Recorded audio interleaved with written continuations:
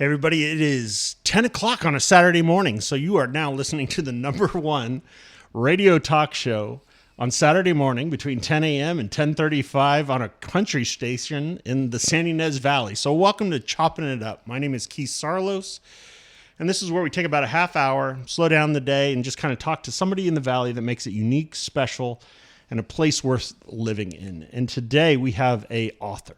Today we're going to talk about a book. The name of the book is Blood from a Stone. There we go. See, that's the jumping right there. And we are going to discuss, number one, why you wrote this book.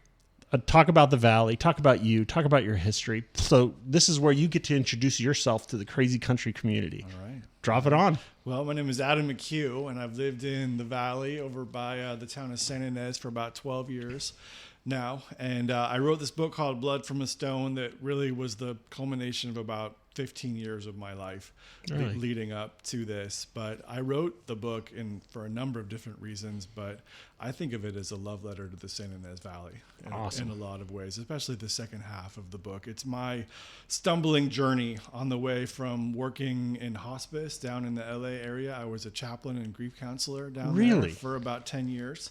And this valley was my escape while I was doing that work. Yeah. I came up here as often as I could. I discovered it about 20 years ago. And this was my refuge, if you will. I came up here to drink these wines, take in these big, beautiful landscapes and these big high skies. And it was like therapy for my soul. And had this dream, this fantasy is what it felt like about one day just sort of moving, like letting go of my whole life in LA, going north, moving up into the vines and disappearing forever and maybe writing about it. And I always thought it would be a fantasy, but lo and behold, here I am and doing just that. So now that's a huge jump from hospice care, which is, to me, there's lots of different care, throughout this world, but that end of life, transitioning, is a weird way to put it, but to be that person that's there with someone as they are going through, without a doubt, one of the scariest parts of their journey through this world. Yeah. Right? Yeah. And I can only imagine the emotional toll that would take upon you. Yeah. Yeah. So you are one of the people that come, like everybody else, coming up here, drive over the pass, roll down the windows, take a deep breath, and this became your sanctuary. It did. Awesome. Yeah, I was the call that people made kind of right at the end, Really? in those last, often actually after the patient had already passed, and then we did what we called death visits, where I would be pretty much the first person to go and be with the family who had just lost their grandfather or father. And it was, it did take an emotional toll. Yeah. Absolutely it did, which is why I needed an escape as often as I could. If you don't mind me asking, because this is a real transition, I definitely want to talk about the book, but what advice can you give? This is very different than what we thought we were going to talk about here, but I think it's important, right? Because everybody's going to go through this. What advice can you give a family or a group of people or something maybe that you learned through that journey? Yeah. It's hard to boil it down, and it has been a good 12 years since I did that work. So it's not present to me at the same degree that it once was. I just think honoring your grief, I think, is just a big part of it. And a lot of people, everyone has their own different coping mechanisms, and you're going to go into those, sort of no matter what. But I think being able to face your grief, and grief is just, as people have said, is love with nowhere to go. And that's what I experience so often. But being able to embrace it, honor it in other people that are around you going through the same thing or going through similar things, I think really kind of helps you come to out the other side. Not that you ever really leave it, but come to a better place as a result of that process, and honoring how long it takes. Like grieving a loss is not just like taking one step, like jumping over like lily pads across a pond. It spirals. It comes back to you at unexpected times and places, and it takes a very long time to really kind of integrate into who you are. And you never really fully let go of it, especially when we're talking about a big loss. But I think being able to acknowledge it, embrace it, respect it, and then ultimately kind of integrate it into who you are. Let it change you. Let it make you a more compassionate person. Yeah. Someone who can find some resilience in difficult times, and let it take you to a place rather than closing off. This is the real challenge. Like, if you can let it take you to a place that doesn't close you from the world and others, but actually opens you to the pain of others, I think that's when you do a big move. There it is. I mean, I lost my dad 5 years ago, and going through that and understanding that it's up to me now, right? And crying in your car by yourself, okay. Taking something like a loss like that, and like you're saying, embracing it, letting it come into you, and then letting it make you a better person. Yeah. Get off the bench and go out in the world. I mean, if my dad was alive, I wouldn't be doing this radio show. I would be like, somebody else will do that kind of a thing. But now, time is fleeting. Time is important. It's the one thing. People spend their whole lives trying to amass wealth, but you can't spend $1 on buying more time. Mm-hmm. And now, talking with you, how did that shape this book? How did that shape your transition? If this was the place that was your refuge, right? Yeah. And then all of a sudden, every time you came here, you got that valley feeling with that little buzz of electricity, and you're like, oh, this place is so gorgeous. Yeah. Oh my gosh, do people know what they're looking at? All of that kind of stuff. Totally.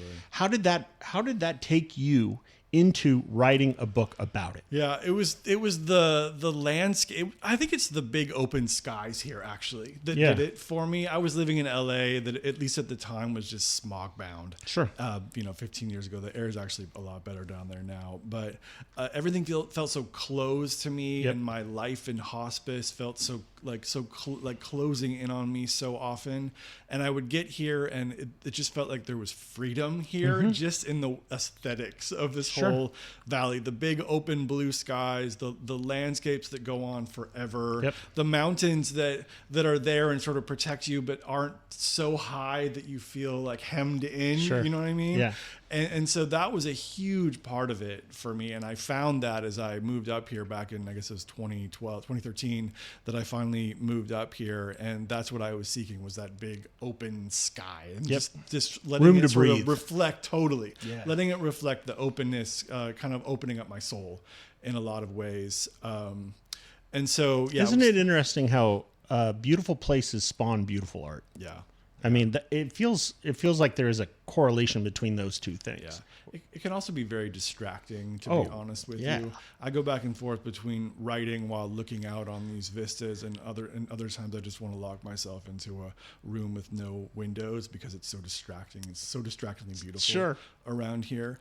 And so I had in my head that I would write about this, and I wanted to get into the wine industry, but really for me, it was less about wine, though of course I love wine, and it was more about the place. It was more, we talk a lot about it in the world of wine, about how wine reflects place and how it's born of place. And my favorite word in the world is terroir, sense of place. Totally. Oh, and for me, that's sort of the home of the vines, and I think I was seeking my own terroir in a lot of ways. And so for me, it was like the way that the wine reflected the Santa Ynez Valley specifically. And I've been to other parts of the world that grow great wines, but it was something about here that made me feel at home. Which I think is what we're looking for in our vines as well. Though, as you know, home isn't always comfort. It isn't always ease. There's a lot of struggle involved. And there's definitely been a lot of struggle for me, especially at the beginning of kind of really finding a home, because I realized it's one thing to visit here. It's one thing, or anywhere. It's one thing to vacation somewhere. Sure.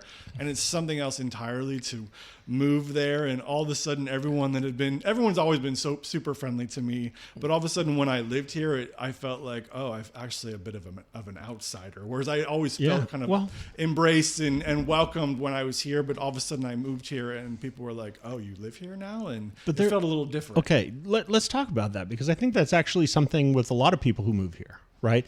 Where if you're a visitor or you're going to someone's house and you're visiting, that's one thing, right? It's always fun, it's always exciting, there's always something to do, there's a barbecue, blah, blah, blah. And then when you live here or when you move here, all of a sudden that's like moving into someone's house, right? And all of a sudden they're like, what are you doing? Right. You're like, well, what's going on tonight? You're like, regular life, man. What are you doing? What are you talking about? It's a regular life day. I still have to do my laundry. I got to do my dishes. I got to go buy toilet paper. And it's not the there's a difference between going to Disneyland and working at Disneyland. It's like renting a room in someone's house, right? All of a sudden, you go from being welcome guest to the guy that just sort of stands there awkwardly in the kitchen while they're throwing a party in the living room, but you're not really invited, and you're not really sure what you're supposed to be doing, but you got to get a piece of toast in the kitchen, you know, and that's what it felt like.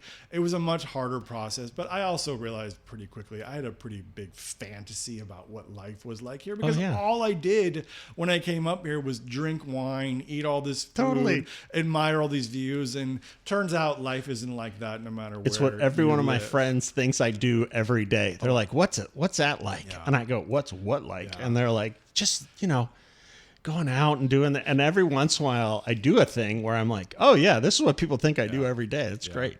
So you sat down one day and put down the first word on a page. Yeah. Right. Yeah. What was the moment? What made you do that, and where did it take you? I've been writing professionally since 2008. Okay. So I've written other books as well, and so plug them. What other books? Writer, where can they find them? It's interesting to talk about now because, you know, I used to be a Presbyterian minister and a hospice chaplain. Yeah. That's how you get to be a chaplain. And so I wrote 2 books that were really kind of set in that world. And the previous book before Blood from a Stone is called The Listening Life. But it was written for a much more kind of like church audience. Sure. And it was also reflective of what I did at the time. I was basically a professional listener as a hospice chaplain, and listening is still really important to me, even if I've let go of that role. So it's all to say that writing has been a huge part of my life, and really my deepest sense of call, my deepest sense of vocation since, you know, for 20 years. Mm-hmm. And so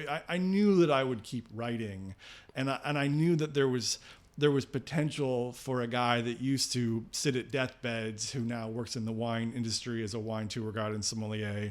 And I knew there was a potential story there. Yeah. And I wanted it to be a more story-based book than what I've written before, which previously my works were more discursive, but I really wanted to tell the story and get good at telling the story. So what's the teaser on the book for everybody listening? It's how a guy goes from hospice chaplain and grief counselor in LA to wine tour guide in Somme in the Santa Ynez Valley. It's a stumbling journey is how I always describe it. Is it autobiographical? It's a memoir. It's what's called a memoir. Got it. So the thread that holds it all together is that story, but I'm also like a complete history dork. And so I was a history major in college and in grad school. And so I wanted to tell not only my story, but the story of wine. Yeah. But specifically the story of the wine of the Santa Ynez Valley. So basically you rolled this all back to, I always go back when I'm telling the story of wine in the Santa Ynez Valley to Brooks Firestone. Yeah. Right. Where it's like, I've said this many times. My wife says one day I'll look at her the way I look at him, right? Because he's the reason my kids eat. In all honesty, and I love Brooks. He's a friend. You know, calls me. It's amazing, right? But without that moment of Brooks kind of coming here and saying, "I'm going to make a run at this thing," and as you know, no rational person plants a vineyard. Brooks is a romantic, right? And it still is. You know, still sings in choirs all around the world. Just like what a guy, right? Just if you look up like Rock on Tour, it's like, that's Brooks, totally. Man. Totally. Like every one of his stories, his worst story is better than my best story, right? I've talked to him. I'm like, hey, we were watching Ford versus Ferrari, you know, with my son, and I go, hey, I saw a bunch of Firestone stuff, and what about that? And he goes, well, there I was fishing in the Nile, and then he goes in this story about driving about Formula 2, and I'm like, what are you talking about, man? Yeah. But when he came here and established that, other than like say the mission, who was making wine for sacrament and things like that. Right. If I have said so many times, and it's interesting with your background and my faith, if God made a place, a perfect place to plant wine, we're standing in it. Oh, it's so true. It is so true. From a transverse mountain range to the aquifers to the wind blowing across. It's the only place in the world you can go from Pinot to Cabernet Sauvignon in a 30-minute drive. It doesn't exist anywhere else in the world. Yeah. And we're living in the epicenter of it. And we're just now, because I'm also on the board of the Vintners Association, we're just now getting it together with this desperate group of mavericks and pirates that live in this area who have been doing it based on reputation and just going to work every day, hammering the nail. And now we're starting, we got recognition a few years ago with Wine Region of the Year, but I think the next 50 years in Santa Barbara County is a real opportunity for us to become the great American wine region, not just nationally, but internationally. Mm-hmm. Because every other, and as being a history dork, same as me, every other wine region in the world has something they hang their hat on like a nail, right? Like the minstrels or the soil composition or the mountains or whatever. We have every single thing every other wine region in the world has. We have it, and it's better. Yeah. I mean, would you agree? It's pretty wild, really, when you think about the topographical and the tectonic features that have made. And I talk about this in the book, like just the process that all brought this to be, and the confluence of the weirdly cold waters that we have here. We have no business having water this cold in a lot of ways. Yes, and we also have like no business growing Pinot Noir this far south. Correct. Like it's wild that this originally the reputation of the Santa Ynez Valley was built around Pinot, and it still probably largely is, but it's wild that we can grow this far south. But really, it's now the diversity, I feel like, of plantings. We can grow all the world's varietals right here in this like 25-mile wide long valley. See, I always think of it as a pie shape, right? And going back to the confluence, right? Like our transverse mountain range, that started 20 million years ago with plate tectonics, and it hit a big, huge rock, and it made our fortress wall that separates us from the suburbia that you were just describing, of just a wall of homes and businesses and no differentiation between I'm entering this town, I'm leaving that town. And then you come over this hill, and then something new happens, right? Something special, where you're talking about the Around Point Conception, which is one of the most dangerous places in the world to be in a boat. Right. And we have the cold North Pacific Ocean that reaches all the way up to Alaska, the warm Baja Pacific on the other side of this hill, creating this wind that blows through every day. Yeah. The one thing, and I apologize because I have not read the book, but I will. I always go back to when you go up in the mountains here, behind on Figueroa Mountain Road. And I've got to point this out to a few people. If you look at the south-facing mountains, you see scrub, you see what's that thing? It's all full of oil. It's like there's starts with the C. The volcanic soil that's up there. Well, I'm not even talking about the soil. I was talking about plants, because then it's like agave and cactus. And then in the same canyon, if you face the north-facing hillsides, it's nothing but pine trees. Yeah. So we are standing in the place where the Pacific Northwest begins and the Baja Pacific Southwest ends.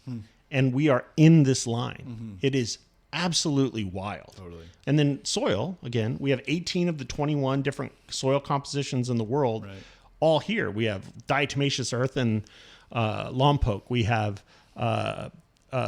serpentine up in our mountains. We have there's an active volcano on the Hope Ranch side of the hill that smoke's coming out of. And if you walk on the beaches, your feet get covered in tar because the oil is absolutely seeping out of the ground. Right. It's unreal. It is. It's truly beautiful. Yeah. And that's all.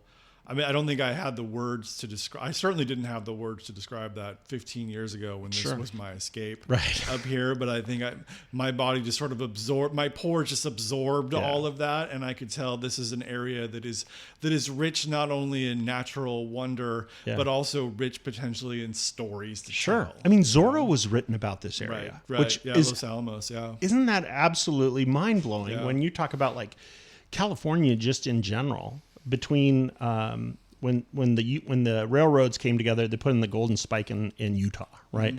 The California equivalent of that is Buellton, because they were paving the 101 down from San Francisco and up from LA, and that's where the pavement came together. Yeah, it's true. It is absolutely wild when you start thinking of these stories. The transverse mountain ranges are what did basically keep us from becoming Orange County. 100%. I mean? Nothing against those of you from Orange County, but it was the railroad and also then the 101 that was really greatly hindered, like development of the road that was hindered because of this bizarre wall that we have that goes east-west. That mountain is our fortress wall. That's a good way of putting it. It really is, because one of the other things that comes along with that is everything on the south side of that mountain is a desert, and everything on the north side of that mountain is one of the most one of the highest aquifers.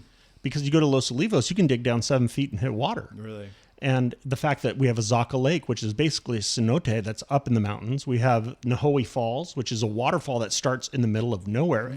And Cold Spring Tavern has that running cold spring constantly. Yeah. And it's all because of that pressure getting shoved down on the water table up the hills, and it falls back on top of us. It doesn't exist anywhere else in the world. Yeah, I don't think I knew about that, actually. I'm not sure I would have put it that way. That's really interesting. So do I get my history? Yeah. I get my dork credit? No, I feel like we could probably talk for a long time. Keep going. About this. Tell me more. History dorkiness. I know, but I constantly am amazed and... going back to when you said it was your refuge, right? It's like I am constantly surprised and delighted that I've been here for roughly 26 years, 27 years. And there has not been a day in my life that I have been tired or I don't find the absolute overwhelming natural revelation, if you will, of beauty of what this place is each and every day. Yeah. I mean, there are so many places that it would be easier to live.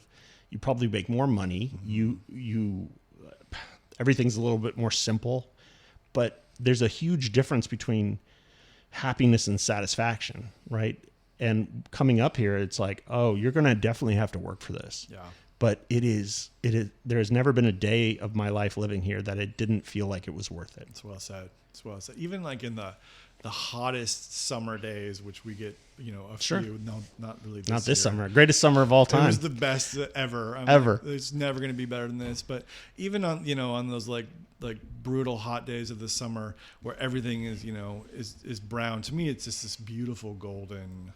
It kind of looks like we're in the Serengeti a little bit. It's like we almost get it looks like a different country every season of the year. Like it's just constantly changing to the point it's almost unrecognizable from what it was 6 months before that. Yes. Which is what's so enchanting about it. But this is one of the only places in the world where when the hills are gold, the vines are green. Yeah. And then when the hills are green, vice versa, the vines are pruned, and there's always something beautiful to look at. There's always green. It just varies throughout the year. Absolutely. Yeah. So what did writing this book, what has this process taught you? Oh, it's taught me,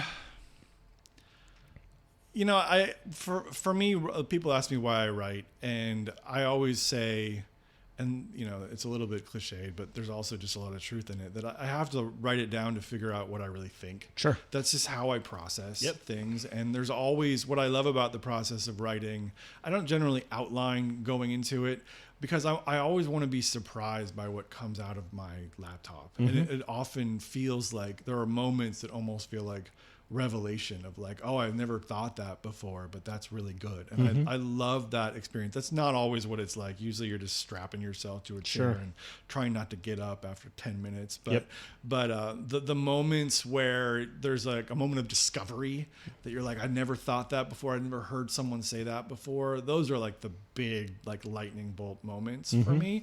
But ultimately I wanted to write a story, and storytelling is relatively new for me. I wanted to write a story that was deeply personal, but it was so personal that it felt like it could be a universal story. I feel like the more personal, the more in depth, the more vulnerable we can get as humans, and this is how I try to be as a writer, like the more people can relate to the story when you let down your walls and you kind of learn that we all have these deep griefs and loves and passions and fears like that are embedded inside of us, and I wanted to connect with people on sort of on those deeper levels, which is a lot easier to do when you're just sitting by yourself and writing. It's a lot easier to be vulnerable when you're sitting by yourself and writing than it is to sit there and actually have a conversation. So I appreciate that about writing. You can be vulnerable, but there's still a little bit of a layer of protection behind it. But ultimately, I wanted to write something that was universal.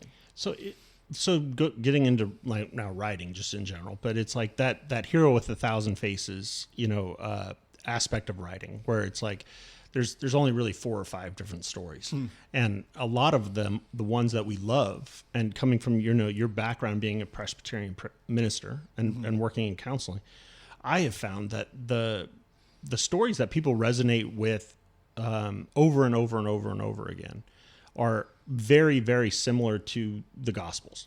right? It's like there's a beginning, there's a height, there's a drop, and there's a comeback, right? It's like the three arc, or the arcs that any good book or any movie or play or anything you watch always has a certain amount of those categories just instantly put in at just the right place, and then you're going to bring it right back around, and then there's that hallmark moment where you're like, oh, and the snow starts falling, and hey, we're at the end of the book, right? It's like you have to take people into the pit, into the depths of the pit, but you can't leave them there. Correct. Essentially. Yeah.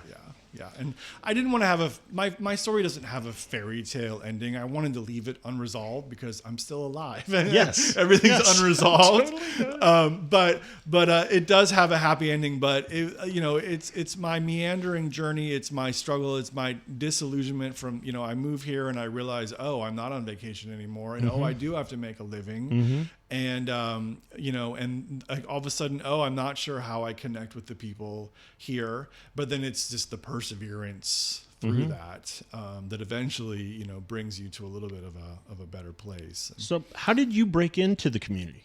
I started out just working whatever wine jobs I could find, which were all part-time. Sure. At the beginning, my first ever job was at Fest Parker, part-time. Yep. It was very overwhelming because it was so crowded, and I was just working like one-on-one with everybody, and it was I loved wine, but I wasn't necessarily a customer service guy. Sure. So that was... You're like, I have to be a bartender? Yeah. There's like 50 people down the bar? Yeah, you're just like organizing masses of people. And so I started out in tasting rooms. I did a few of those.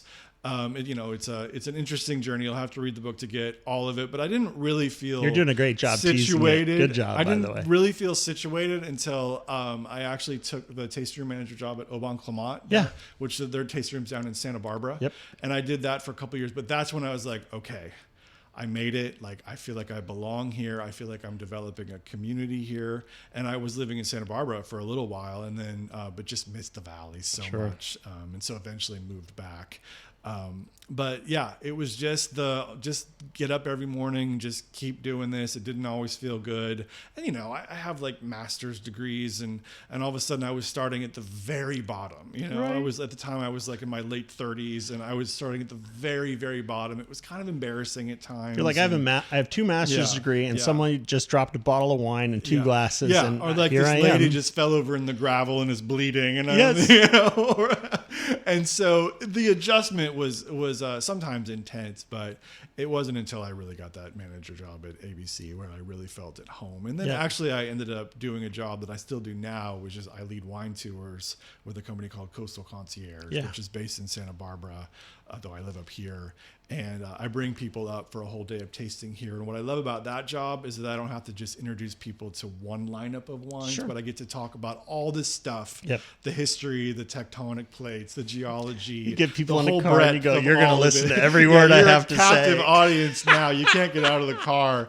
And you're like, just so you know, you paid for this, but I need to get this out of me right now. Okay. It's actually really hard to give any kind of a wine lecture while driving a car. True. Very true. I actually still do a lot of listening in that job. Did you get to work with Jim? I did. I met the guy in person. He's talk about raconteurs. Right. I learned a lot about how to tell a story from him. But it's funny. I probably only met him in person over 2 years, maybe 20 times, because he was traveling the world. Constantly. He was up and making lunch at Bienecido. I've had that a couple times. So did I, which was great. Amazing. I don't know how they get. I don't know how they get any work done after lunch because they drink wine all through lunch. Geez, let's roll the tape back a little bit because 20 years ago, we were selling fruit to Bob Lindquist, like when we first started and, making a delivery. He's like, you got to come up for lunch. Oh, that'd be great. Okay. And you come up and you realize like a chef on staff, which sounds, if I say that, the picture you have in your head is not what it was, right? It was basically a huge table, and it was out there because it took too long for anybody to leave. Yeah. Go pick up food and come back. Yeah. So they're like, let's just keep everybody on site. We're going to make sure everybody eats, have some wine, enjoy your life. And as a good friend of mine, Heath Penner, once said, he goes, sometimes you got to take pleasure as a form of payment. And I'm like, that was such a great introduction to, is this what wine is? Yeah. And if it is, this is pretty good. Yeah. Right. Yeah. Those legendary. Epic. I mean, those are, I mean, all of the legends. I mean, you think of the Clendenins, the Lindquist, Frank Ostini was up there. Like, you know, Lane Tanner. And it's just, it's epic for those of us that are in the industry. Yeah. It's a who's who. And you just, I got to go to those lunches maybe 3 or 4 times, but I always felt very unworthy to be seated at that table. It was, I would always say they were a lot of fun because at some point the day stopped. Yeah. And it was very communal, and everybody hung out and told stories and, hey, I'm working on this. And it's like the world's greatest water cooler. And then you're like, why did you build this out here? It's in the middle of nowhere, man. It's airplane hangar in the middle of nowhere. It's crazy. Yeah. But I love the fact that if you go to any other wine region in the world, right? I have, they're all competing for second as far as I'm concerned. But you go there, and then sometimes you go into a winery and it's like, this is just a massive monolith built to yourself, right? You're like, how do you are you making anything here? It's all museum level, but the DNA of the Santa Ynez Valley is that, it's that big long table. It's the airplane hangar. It's the shack at Foxen. Mm-hmm. It's Fess Parker. It's Firestone coming up here and buckshotting every single varietal right next to each other and seeing what works. I love that like DIY, almost punk rock aesthetic to wine that this valley has. And when you get to the Fess Parkers, the Firestones, the Zaka, right? Those were universities where people like Bob and Jim and people worked right when they were young, and they said, I really like this fruit, but I do not like it from here. I think it needs to be from up there because of just weather and everything else. And then they made a run at it. Yeah. It is American dream kind of like personified. Yeah.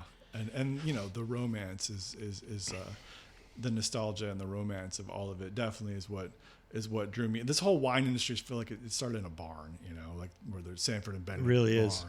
There's another one. But then at the same time, as soon as you get into the midst of it, you learn how hard people work and how much they struggle. I'm just going to let you talk for a while. How much they struggle. And, people have this vision of what a winemaker is, I think, where you're just tasting wine and eating cheese in a barrel room or out amongst like this beautiful vineyard vista. And it is just excruciating, back-breaking. 100%. I had one winemaker friend named Dave Potter who. I love Potts, man. He said this line that to me I've never forgotten, and I never will. He said, "Basically, my job as a winemaker is to move stuff from one place to another." Totally. When I asked him like, "What is winemaking to you?" That was his answer, and I'm like, "That's your answer." Yeah. But the more I'm around all of these guys, and the more I've done some harvest work as well, I'm like, "Yep, that's about right. That pretty much sums it up." Well, what is our goal? Our goal is to grow it. And most wineries don't even do that. I mean, it's less than 1% of all wineries that are out there even own a vine, right? And when you start doing it, it's like, well, what are you doing? Well, we're going to take the grapes from over here, and then we're going to bring it over there, and then we're going to crush it, and we're going to destem it, and we're going to try not to screw it up. And then in a couple of years from now, we're going to taste it, and we're going to say, should we bottle this? Yeah. And then you're going to say yes, and you're going to put it in a bottle and put somebody's face on it, and you're like, okay, let's do it again next year. Like it's such an ordinary description, but it's so accurate. It is. I mean, we're going to put it in a bottle, and we're going to put it on a truck, and we're going to move it out to the people, the distributors. My beauty, or the thing I always go back to in wine, is that, especially Santa Barbara County, more than anything else, it is very egoless. Right, where most people, their whole goal is to hold a bottle with their name on it, right? And then it's almost like the person who just wants to be on stage singing. But to get on stage, you had to lock yourself into a room and tour and teach yourself things and have something to say until finally, I mean, similar to you writing a book, right? It's like you sat down one day and you're like, we're gonna chop some wood, because the book does not fall out of your head; it is pulled out, kicking and screaming and fighting, and you're like, what did I do today? You're dumping stuff you wrote. You're like, this isn't it. This is the wrong direction. And you're totally just second guessing yourself. Where I always describe it as my personal life is a Venn diagram of like soul crushing self-doubt and then total narcissism saying like, yeah, I can pull this off. And right where those two things cross, it's like, yeah, that's my sweet spot right there. That's it, right in the middle. Like you're like, I'm sure every time you're writing this book, there's every, I don't know, maybe it's every day, maybe it's every week that you're like, what am I doing? Oh yeah. Because it's such a long trajectory. It took me 7 years from the moment I signed the contract to the moment the book came out. And actually, it really represents even more than that. Yeah. You know, when I think about my journey into wine, and really you have to live the whole story in order to be able to write a memoir. So that's it probably the kicker. represents 15 years of my life. But and people always ask, well, how many pages do you write a day? And I'm like, on average, 0, because you don't just sit down and start typing. You're researching, you're thinking. You may write a half a page and then the next day throw it out, you know? And so it's far from a linear process. And it's excruciating. It's blood, sweat, and tears, but at the same time, it's just right in the heart of who I am. And it's like, I can't not do it. There's something inside of you that has to come out. Yeah. So tell everybody where they can find you online, where they can buy the book, where they can. This is your 2 minutes of unadulterated, just absolutely sell your book. Let's do it. Go for it. It's called Blood from a Stone. The subtitle is a memoir of how wine brought me back from the dead, hospice to wine. And you can find it anywhere online you would expect, Amazon. I always encourage people that live in the valley to buy locally. And so the Book Loft in Solvang Great place. Great Place. Been great to me. But also it's in about 40 or 50 tasting rooms around the Congrats. valley, and down at like Grassini in Santa Barbara as well, and at Chaucer's down in Santa Barbara. So yeah, I love it when people shop locally. And then you can find me on Instagram, Adam McHugh Wine. I have a Substack account. Spell it where they can find you. ADAMMCHUGHWINE.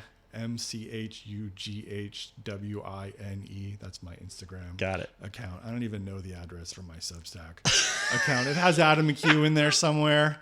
I'm not the most social media of all people. I find that mostly distracting to being a writer. Oh yeah. And but yeah, I live right in Santa Ynez, and I'm always happy to talk to people that are interested in the book and in writing and all of that. But yeah, and then my last plug is my wife and I wrote a new book that's coming out in November, and it's utterly different. I needed something that was fun and joyful, and so we wrote a children's book together. It's called Ferd and the Magic Hat, a Solvang Christmas story. Magnificent. Set in Solvang at Christmas, which is coming out just in about 2 months. And not only is it a fun little holiday story, but it actually pays homage to a gentleman named Ferdinand Sorensen, who was the architect of many of the most whimsical features in Solvang's history. So it's sort of a recognition of the heritage of Solvang, but it also stars a little Danish elf who has a little adventure.